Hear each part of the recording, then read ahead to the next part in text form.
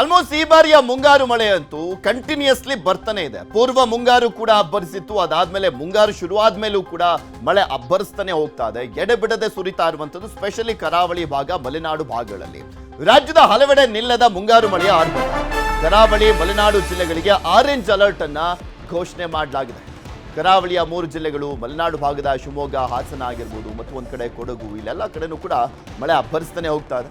ಮಳೆ ಹಿನ್ನೆಲೆಯಲ್ಲಿ ಹಲವು ಜಿಲ್ಲೆಯ ಶಾಲೆಗಳಿಗೆ ರಜೆಯನ್ನ ಘೋಷಣೆ ಮಾಡಲಾಗಿದೆ. ಆಯಾಯ ತಾಲೂಕುಗಳಲ್ಲಿ ರಜೆಯನ್ನ ಘೋಷಣೆ ಮಾಡುವಂತ ತೀರ್ಮಾನವನ್ನ ತಹಶೀಲ್ದಾರ್ಗಳಿಗೆ ಕೊಡಲಾಗಿದೆ. ದಕ್ಷಿಣ ಕನ್ನಡ ಜಿಲ್ಲೆಯ ಶಾಲಾ ಕಾಲೇಜಿಗೆ ರಜೆ ಘೋಷಣೆ ಆಗಿದೆ. ಕೊಡಗು ಜಿಲ್ಲೆಯ ಶಾಲಾ ಕಾಲೇಜುಗಳಿಗೂ ಕೂಡ ರಜೆ ಘೋಷಣೆ ಆಗಿರುವಂತದ್ದು. ಶಿವಮೊಗ್ಗದ ತೀರ್ಥಹಳ್ಳಿ, ಸಾಗರ, ಹೊಸನಗರದ ಶಾಲೆಗಳಿಗೆ ರಜೆಯನ್ನ ಕೊಡಲಾಗಿದೆ. ಇನ್ನೊಂದು ವಾರ ಕರಾವಳಿ ಮಲೆನಾಡಿನಲ್ಲಿ ಮಳೆ ಅಬ್ಬರಿಸಲಿದೆಯಂತೆ. ಇನ್ನೂ ಒಂದು ವಾರ ಮಳೆ ಕಂಟಿನ್ಯೂಸ್ಲಿ ಬರಲಿದೆ ಅನ್ನುವಂಥದ್ರ ಬಗ್ಗೆ ಹವಾಮಾನ ಇಲಾಖೆ ಎಚ್ಚರಿಕೆಯನ್ನ ಕೊಟ್ಟಿದೆ. ಬೀದರ್, ಕಲಬುರಗಿ, ಯಾದಗಿರಿ ಭಾಗದಲ್ಲಿ ಮಳೆ ಆಗುವಂತ ಸಾಧ್ಯತೆ ಇದೆ. ಬೆಂಗಳೂರಿನಲ್ಲಿ ಮೋಡ ಕವಿದ ವಾತಾವರಣ ಇದೆ. ಜಿಟಿ ಜಿಟಿ ಮಳೆ ಆಗುವಂತ ಮುನ್ಸೂಚನೆಯನ್ನ ಹವಾಮಾನ ಇಲಾಖೆ ಕೊಟ್ಟಿದೆ. ರಾಜ್ಯದ ಹಲವು ಜಿಲ್ಲೆಗಳಲ್ಲಿ ಮಳೆ ಅಬ್ಬರಿಸ್ತಾ ಇರುವಂಥದ್ದು. ಸ್ಪೆಷಲಿ ಕರಾವಳಿಯ 3 ಜಿಲ್ಲೆಗಳು ಮತ್ತು ಒಂದು ಕಡೆ ಮಲೆನಾಡು ಭಾಗದ ಜಿಲ್ಲೆಗಳಲ್ಲಿ ಆರೆಂಜ್ ಅಲರ್ಟ್ ಅನ್ನ ಘೋಷಣೆ ಮಾಡಲಾಗಿದೆ. ದಕ್ಷಿಣ ಕನ್ನಡ, ಕೊಡಗು ಜಿಲ್ಲೆಗಳಲ್ಲಿ ಶಾಲಾ ಕಾಲೇಜುಗಳಿಗೆ ರಜೆಯನ್ನ ಕೊಡಲಾಗಿದೆ. ವ್ಯಾಪಕವಾಗಿ ಮಳೆ ಬರುತ್ತೆ ಅನ್ನುವಂಥ ಹಿನ್ನೆಲೆ.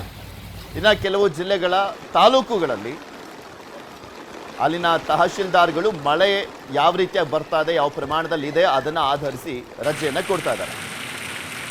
ಇದ್ರ ಬಗ್ಗೆ ಇನ್ನಷ್ಟು ಮಾಹಿತಿಯನ್ನ ಕೊಡ್ತಾ ಹೋಗ್ತಾರೆ ನಮ್ಮ ದಕ್ಷಿಣ ಕನ್ನಡದ ಪ್ರತಿನಿಧಿ ಕಿಶನ್. ನಮ್ಮ ಜೊತೆ ನೇರ ಸಂಪರ್ಕದಲ್ಲಿ ಜಾಯ್ನ್ ಆಗಿದ್ದಾರೆ. ಕಿಶನ್, ದಕ್ಷಿಣ ಕನ್ನಡದಲ್ಲಿ ಶಾಲಾ ಕಾಲೇಜುಗಳಿಗೆ ರಜೆಯನ್ನ ಘೋಷಣೆ ಮಾಡಲಾಗಿದೆ. ಇವತ್ತು ಯಾವ ರೀತಿಯ ಮಳೆ ಬರುತ್ತೆ ಮತ್ತೆ ಎಚ್ಚರಿಕೆಯನ್ನ ವಹಿಸಲಾಗಿದೆ?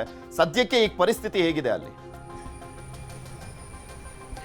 ಪೃಥ್ವಿ, ನಿನ್ನೆ ಇಡೀ ದಿನ ಮಳೆ ಇತ್ತು, ರಾತ್ರಿ ಕೂಡ ಮಳೆ ಸುರಿದಿತ್ತು. ಆದರೆ ಇದೀಗ ಕೊಂಚ ಮಟ್ಟಿಗೆ ಮಳೆ ವಿರಾಮ ಕೊಟ್ಟಿದೆ. ಆದರೆ ಇದು ವಿರಾಮ ಅಲ್ಲ, ಮುಂದಿನ 3 ಗಂಟೆಗಳಲ್ಲಿ ಭಾರಿ ಪ್ರಮಾಣದಲ್ಲಿ ಮಳೆ ಸುರಿಯುವಂಥ ಸಾಧ್ಯತೆಗಳು ಇದೆ ಅಂತ ಹೇಳಿ ಹವಾಮಾನ ಇಲಾಖೆ ಕೊಟ್ಟಿರುವಂಥದ್ದು. ಇವತ್ತು ಬೆಳಗ್ಗೆ 8 ಗಂಟೆ ತನಕ ರೆಡ್ ಅಲರ್ಟ್ ಇತ್ತು. ಈ ಹಿನ್ನೆಲೆಯಲ್ಲಿ ಜಿಲ್ಲೆಯ ಎಲ್ಲ ಶಾಲಾ ಕಾಲೇಜುಗಳಿಗೆ ರಜೆಯನ್ನು ಜಿಲ್ಲಾಧಿಕಾರಿಗಳು ಘೋಷಣೆ ಮಾಡಿದರು. ಅಂಗನವಾಡಿಯಿಂದ ದ್ವಿತೀಯ PUC ವಿದ್ಯಾರ್ಥಿವರೆಗೆ ಎಲ್ಲರಿಗೂ ಕೂಡ ರಜೆ ಘೋಷಣೆಯಾಗಿದೆ. ಸದ್ಯ ಜಿಲ್ಲೆಯ ಪಶ್ಚಿಮ ಘಟ್ಟ ಭಾಗದಲ್ಲಿ ಭಾರಿ ಮಳೆ ಆಗ್ತಾ ಇದೆ. ಭಾರಿ ಮಳೆ ಆಗ್ತಿರುವ ಹಿನ್ನೆಲೆಯಲ್ಲಿ ಜೀವ ನದಿ, ನೇತ್ರಾವತಿ ಸೇರಿದಂತೆ ಹಲವು ನದಿ ತೊರೆಗಳು ತುಂಬಿ ಹರಿತಿದೆ. ಈ ನಿಟ್ಟಿನಲ್ಲಿ ನದಿ ಪಾತ್ರ ಜನರು ಎಚ್ಚರವನ್ನು ವಹಿಸಬೇಕೆಂಬ ಮನವಿಯನ್ನು ಜಿಲ್ಲಾಧಿಕಾರಿಗಳು ಮಾಡಿಕೊಂಡಿದ್ದಾರೆ.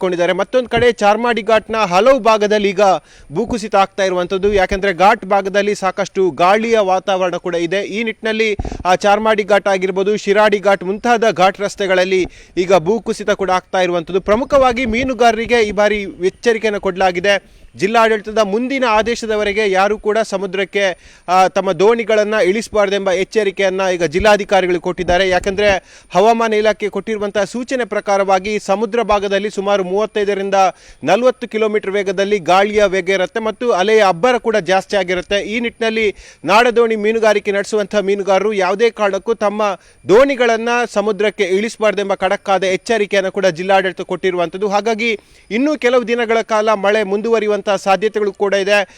ಈ ಬಾರಿಯ ಮಳೆಗಾಲದಲ್ಲಿ ಪ್ರಾರಂಭ ಹಂತದಲ್ಲಿ ದೊಡ್ಡ ಮಟ್ಟದ ಅನಾಹುತವನ್ನು ದಕ್ಷಿಣ ಕನ್ನಡ ಜಿಲ್ಲೆ ಕಂಡಿತ್ತು. ಸದ್ಯ ಇತ್ತೀಚಿನ ಮಳೆಯಲ್ಲಿ ಅಷ್ಟು ದೊಡ್ಡ ಅನಾಹುತಗಳು ಕಂಡು ಬರ್ತಾ ಇಲ್ಲ. ಆದರೆ ಸಣ್ಣ ಪುಟ್ಟ ಘಟನೆಗಳು ಜಿಲ್ಲೆಯಾದ್ಯಂತ ಆಗಿರುವಂಥದ್ದು. ಹಲವು ಮನೆಗಳಿಗೆ ಭಾಗಶಃ ಹಾನಿಯಾಗಿದೆ. ಇವತ್ತು ದಕ್ಷಿಣ ಕನ್ನಡ ಜಿಲ್ಲಾ ಉಸ್ತುವಾರಿ ಸಚಿವ ದಿನೇಶ್ ಗುಂಡೂರಾವ್ ಕೂಡ ಜಿಲ್ಲೆಯ ಪ್ರವಾಸದಲ್ಲಿದ್ದಾರೆ. ಅಧಿಕಾರಿಗಳ ಜೊತೆ ಮಾಹಿತಿಗಳನ್ನು ಕೂಡ ಪಡ್ಕೊಳ್ಳಿದ್ದಾರೆ ಮತ್ತು ಯಾವೆಲ್ಲ ಭಾಗಗಳಿಗೆ ಅತಿ ತುರ್ತಾಗಿ ಪರಿಹಾರಕ್ಕೆ ಹೋಗಬೇಕು ಆ ಭಾಗಗಳಿಗೆ ಅಧಿಕಾರಿಗಳು ಸ್ಪಂದನೆ ಕೊಡಬೇಕು, ಸಂತ್ರಸ್ತರಿಗೆ ಪರಿಹಾರವನ್ನು ಕೊಟ್ಟ ನಿಟ್ಟಿನಲ್ಲಿ ಕೆಲಸವನ್ನು ಮಾಡಬೇಕೆಂಬ ಸೂಚನೆ ಕೊಡುವಂತಹ ಸಾಧ್ಯತೆಗಳು ಕೂಡ ಇರುವಂಥದ್ದು. ಪೃಥ್ವಿರಾಜ್. ಓಕೆ, ಧನ್ಯವಾದ ಕಿಶನ್ ನಿಮ್ಮೆಲ್ಲ ಮಾಹಿತಿಗಾಗಿ.